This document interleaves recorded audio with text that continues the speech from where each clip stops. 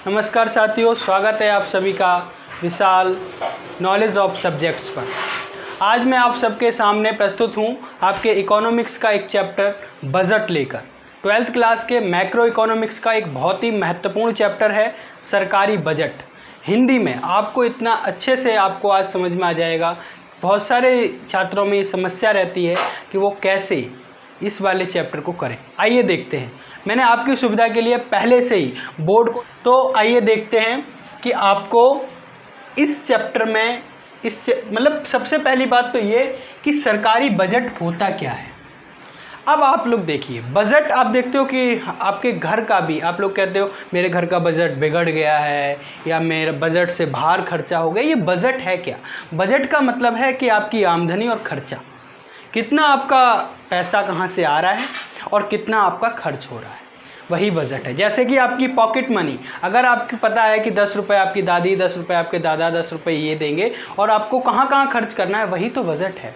तो आइए देखते हैं कि सरकार का बजट क्या होता है। सरकार के बजट की डेफिनेशन है, सरकारी बजट एक वित्तीय वर्ष में सरकार की अनुमानित प्राप्तियों तथा अनुमानित व्यय का वितरण होता है। मतलब वित्तीय वर्ष क्या होता है? जो फाइनेंशियल ईयर होता है वो आपका होता है 1 अप्रैल से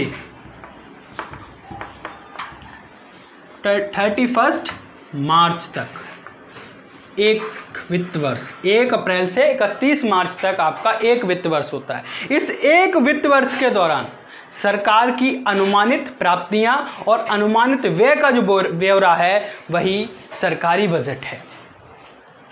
प्रत्येक वर्ष 1 फरवरी को देश की वित्त मंत्री लोकसभा में बजट पेश करती हैं।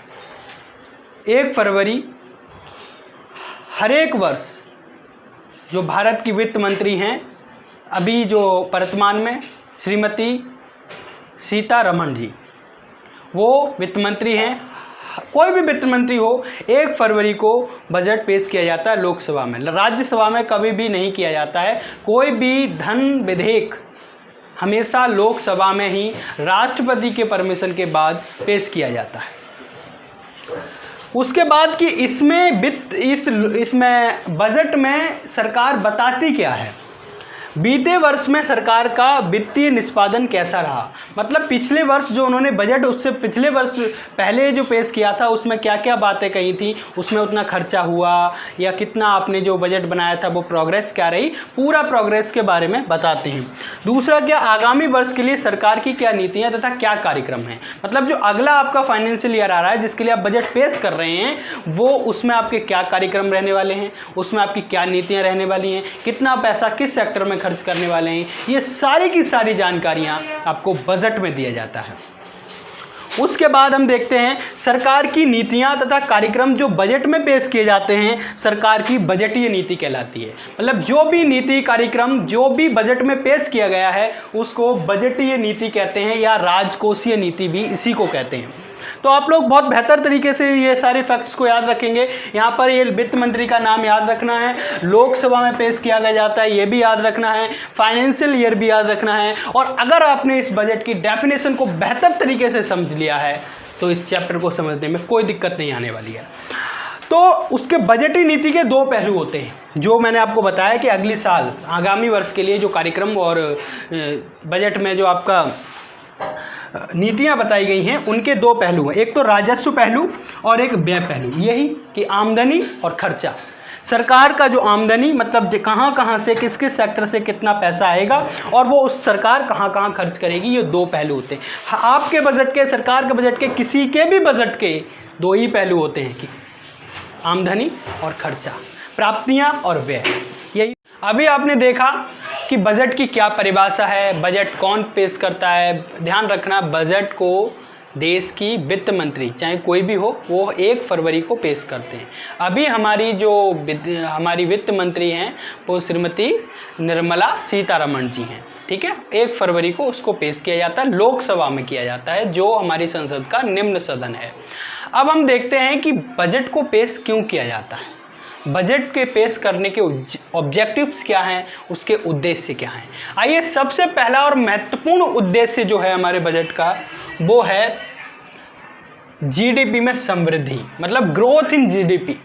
अलग अलग सेक्टर्स के लिए अलग अलग प्रावधान करके नई नई योजनाओं को लाकर जीडीपी में समृद्धि की जाती है, मतलब सकल घरेलू उत्पाद में बढ़ोतरी करने की कोशिश की जाती है। संसाधनों का आवंटन, बजट के माध्यम से संसाधनों का आवंटन किया जाता है कि किस सेक्टर को कितना धन देना है, कितने सुविधाएं देनी है, कितना संसाधन के देना है, उस हिसाब से। उसके बाद सार्वजनिक वस्तुओं का प्रावधान, सार्वजनिक वस्तुओं का प्रावधान किया जाता है। सार्वजनिक का मतलब होता है गवर्नमेंट्स, गवर्नमेंट के अपनी कुछ योजनाएं और उनका कुछ वस्तुएं, कुछ इमारतें बनाने का कार्य किया जाता है। आय तथा संपत्ति का पुनः वितरण, बजट के माध्यम से पुनः वितरण किया जाता है आय का और संपत्ति का। जैसे कि आपको पता है किसी भी देश में दो वर्ग होते हैं, एक अमीर और एक गरीब। जो अमीर होते हैं उनसे सरकार क्या लेती है, कर लेकर इन लोगों की हेल्प करती है। इस प्रकार से इनका आपका आय तथा संपत्ति का पुनः वितरण हो जाता है। जो बीपीएल हैं, जो गरीब लोग हैं, उनको सरकार मुफ्त में राशन देती है, उनको घर देती है, उनके लिए दवाई उसकी व्यवस्था करती है। अमीर से लेकर गरीब की सहायता करना, यही आय की संपत्ति का पुनः वितरण है। उसके बाद रोजगार के अवसर मुहैया कराना, सरकार बजट के माध्यम से अलग अलग सेक्टर्स में नए नए उद्योग भी लगाने की कोशिश करती है, नए नए कार्यक्रम चलाने की कोशिश करती है, जिससे कि ज़्यादा से ज़्यादा लोगों को रोज़गार की प्राप्ति हो। जैसे कि आप लोग जानते हैं कि मनरेगा सरकार का एक ऐसा ही कार्यक्रम है जिसके माध्यम से ग्रामीण लोगों के, जो ग्रामीण परिवेश के लोग हैं, बेरोजगार लोग हैं, उनको 100 दिन एक वर्ष में रोजगार की गारंटी मनरेगा के तहत दी जाती है। महात्मा गांधी राष्ट्रीय रोजगार गारंटी अधिनियम 2005 है जिसमें अगर सरकार 100 दिन का रोजगार नहीं दे पाती है तो उसका बेरोजगारी भत्ता भी सरकार भरती है। तो ये है हमारे सरकारी बजट के उद्देश्य। इसमें आपसे एमसीक्यू भी बन सकता है कि निम्नलिखित में से कौन सा सरकारी उद्देश्य नहीं है, निम्नलिखित में से कौन सा उद्देश्य है। इस प्रकार से एमसीक्यू उसमें भी बनेंगे, कौन पेश करता है, किस सदन में पेश करता है, फाइनेंशियल ईयर कब से कब तक होता है, इसमें कौन सी परिभाषा अच्छी है और सरकारी बजट के कौन कौन से पहलू हैं, ऐसे एमसीक्यूज बनने की पूरी आशंका है। तो आप लोग चैप्टर को जब भी पढ़ें या वीडियोस को देखें तो एमसीक्यूज के ऊपर बहुत ज़्यादा ध्यान रखें। अभी आप सबने देखा कि बजट के क्या उद्देश्य हैं। बजट के उद्देश्य आप लोगों ने समझे, 5 जीडीपी में ग्रोथ, जो भी आपने देखा अभी। अब हम आगे देखते हैं कि बजट की संरचना या बजट के घटक क्या होते हैं, कि बजट जो है वो बनता किस किस से है। मैंने आपको वीडियो की शुरुआत में ही बताया कि हर किसी बजट के 2 ही पहलू होते हैं। एक तो आपका कहाँ से प्राप्तियाँ हो सकें, आपको कहाँ से पैसा आ रहा है, और दूसरा कहाँ आपको खर्च करना। यही बजट की 2 घटक हैं, बजट प्राप्तियाँ और बजट व्यय। मतलब जो सरकार को जितने भी उसके स्रोत हैं, जहाँ से भी उसको प्राप्त हो सकता है, सभी स्रोतों से सरकार को प्राप्त सभी स्रोतों से जो मौद्रिक आय है वो है बजट प्राप्तियाँ। और सरकार का एक वित्तीय वर्ष में जो भी कहीं पर भी खर्चा करना है, कहीं भी व्यय करना है, वो है बजटीय व्यय। बजट प्राप्तियां के 2 प्रकार हैं, या हम कहें कि बजट प्राप्तियां 2 चीजों से मिलकर बना है।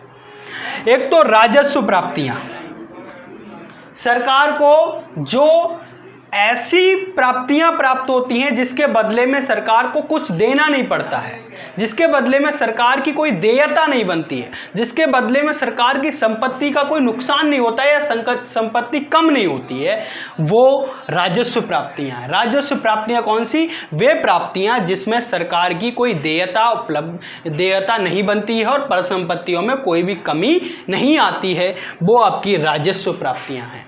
जैसे कि यदि आपने अपने पापा से पैसे लिए हैं तो वो आपके हैं, खर्चे के लिए हैं, आपको पापा को वापस नहीं लौटाना है, वो आपके हैं, वो आपकी राजस्व प्राप्तियां। यदि किसी बाहर के व्यक्ति से आपने पैसे लिए हैं तो आपको वो पैसे वापस करने पड़ेंगे, वो पूंजीगत प्राप्ति है। ठीक है। उसके बाद पूंजीगत आप समझ ही गए हैं। पूंजीगत प्राप्तियां वे प्राप्तियां होती हैं जिसकी सरकार की देयता होती है, मतलब लेने के बाद सरकार को देना पड़ेगा। जैसे कि कर्जा ले लेना, सरकार बैंक से कर्जा लेती है, अंतर्राष्ट्रीय किसी बैंक से कर्जा लेती है, तो प्राप्ति तो वो पूंजीगत प्राप्तियां हैं। दूसरी, यदि सरकार अपनी कोई भी संपत्ति का विनिवेश करती है, बेचती है, या उसका अपने कुछ जो आपके शेयर होते हैं वो बेचती है, तो वो पूंजीगत प्राप्तियां, या तो संपत्ति में कमी होगी, संपत्ति में कमी, या फिर उनकी देयता बनेगी, उसको वापस किया जाएगा, वो पूंजीगत प्राप्तियां होंगी। आप इनको बहुत बेहतर तरीके से समझ लीजिए कि राजस्व प्राप्तियां, सरकार को कुछ भी नहीं देना है, एक पक्षीय भुगतान है, ये सरकार को मिलेगा, सरकार को बदले में कुछ नहीं देना है, ना उनकी संपत्ति में कुछ कमी आएगी। दूसरी, पूंजीगत प्राप्तियां जिसमें सरकार को वापस देना पड़ेगा जो किसी से लिया है, या फिर उनकी संपत्ति में कमी आएगी। इतना समझ लीजिए आप। मतलब किसी बाहर के व्यक्ति से अगर आपने पैसे लिए हैं, या तो उसको पैसे वापस करने पड़ेंगे, या अपना कोई सामान उसको देना पड़ेगा, या तो आपकी संपत्ति में कमी आएगी, या तो फिर आपको वो चीज़ वापस करनी पड़ेगी। ये पूंजीगत प्राप्ति होती है। दूसरा, बजट व्यय। बजट व्यय भी ऐसे ही बना है। एक तो राजस्व व्यय,